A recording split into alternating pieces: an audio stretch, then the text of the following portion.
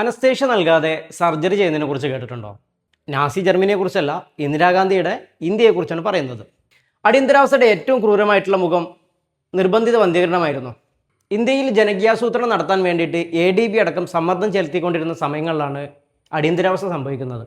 പൗരാവകാശങ്ങൾ വരെ റദ്ദ് ചെയ്യപ്പെട്ട എമർജൻസി പീരീഡിൽ തന്നെയാണ് ജനകീയാസൂത്രണം നടത്താൻ ഏറ്റവും മികച്ച സമയമെന്ന് ഭരണകൂടം തിരിച്ചറിഞ്ഞു.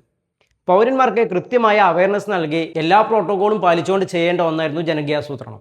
പക്ഷെ സംഭവിച്ചത് മറ്റൊന്നായിരുന്നു. കണ്ണിൽ കണ്ടവരെയെല്ലാം വന്ധ്യീകരണത്തിന് വിധേയമാക്കി. ജയിലുകൾക്കുള്ളിലാണ് ഏറ്റവും ബീഭത്സമായ രീതിയിൽ വന്ധ്യീകരണം നടപ്പിലാക്കിയത്. അതിനുവേണ്ടി എല്ലാ അധികാരപ്രയോഗങ്ങളും ഉപയോഗിച്ചു.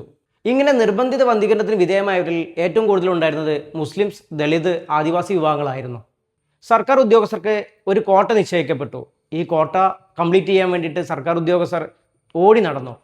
UP ഒരു ദിവസം 5000 സർജറികളെ നടന്നതായി റിപ്പോർട്ടുകളുണ്ട്. കോട്ട തേക്കാനുള്ള നെട്ടോട്ടത്തിനിടയിൽ സർക്കാർ ഉദ്യോഗസ്ഥർ റെയിൽവേ സ്റ്റേഷൻ, ബസ് സ്റ്റാൻഡ് എന്നിവിടങ്ങളിലെല്ലാം സർജറി നടത്തി.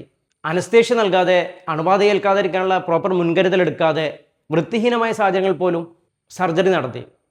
ധാരാളം മനുഷ്യർ അണുബാധയേറ്റ് മരണപ്പെട്ടു. വന്ധ്യീകരണത്തിന് വിധേയമാകാത്തവർ പ്രതിഷേധിച്ചവരെ ഇന്ദിരാ സർക്കാർ വെടിവെച്ച് കൊന്നു കളഞ്ഞു.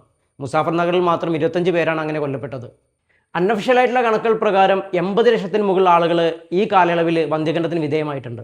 ഹരിയാനയിലെ ഉട്ടാവര എന്ന് പറയുന്നൊരു മിയോ മുസ്ലിംസ് താമസിക്കുന്ന ഗ്രാമത്തിൽ പുലർച്ചെ 3 മണിക്കാണ് വന്ധ്യീകരണത്തിന് വേണ്ടിയിട്ട് പോലീസും മറ്റ് അധികാര സ്ഥാപനങ്ങളും വന്നെത്തുന്നത്. ഇങ്ങനെ ഗ്രാമത്തെ റെയ്ഡ് പിടിച്ച് ഒരു ദിവസം കൊണ്ട് ചെയ്തു തീർത്തത് 800-ലധികം വന്ധ്യീകരണങ്ങളാണ്. ഉദ്യോഗസ്ഥരിൽ നിന്നും ഓടി രക്ഷപ്പെട്ട് കാട്ടിൽ അഭയം പ്രാപിച്ചവരെ തിരിച്ച് പിടിച്ചുകൊണ്ട് വന്ന് വിലങ്ങണിയിച്ചതിന് ശേഷമാണ് വന്ധ്യീകരിക്കുന്നത്. പിൽക്കാലത്ത് ഈ ഗ്രാമത്തിൽ നിന്ന് വിവാഹബന്ധങ്ങൾ പോലും നടക്കാതെയായിരുന്നു. സർക്കാരിൽ ഒരു പദവിയും വഹിക്കാത്ത സഞ്ജയ് ഗാന്ധി, അതായത് ഇന്ദിരാഗാന്ധിയുടെ മകനാണ് ഇതിൻ്റെ ആസൂത്രകൻ.